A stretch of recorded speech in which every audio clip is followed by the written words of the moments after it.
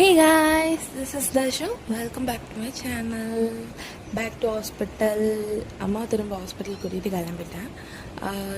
SRM தான் போயிருந்தோம். ESI வச்சு அங்கே தான் எங்களுக்கு எழுதி கொடுத்துருந்தனால நாங்கள் அங்கே தான் போனோம்.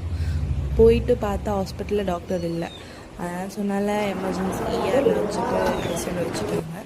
இதுக்கப்புறம் ஹாஸ்பிட்டல் வீடியோஸ் தான் வரும். வர்றது கொஞ்சம் லேட்டாக வரும்.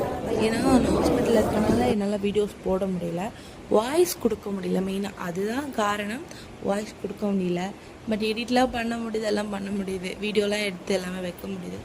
போடுவேன் கண்டிப்பாக. ஏன்னா நான் அங்கே வந்து நிறைய விஷயங்கள் புதுசாக பார்த்துருக்கேன். நிறைய விஷயங்கள், ஏகப்பட்ட விஷயங்கள் அங்கே நான் பார்த்து வீடியோ எடுத்து வச்சுருக்கேன். அதெல்லாம் நானும் பார்த்து நீங்களும் பார்க்குங்களே. கண்டிப்பாக போடுறேன், பாருங்கள். அண்ட் அதுக்கப்புறமா போடுறது வந்து கொஞ்சம் டிலே ஆகும், ஒரு 5 days 4 days அந்த மாதிரி. ஏன்னா மண்டே ஆப்ரேஷன் பண்ணோன்னு சொன்னதுனால 5 days 4 daysன்றதுனால டிலே ஆகும்.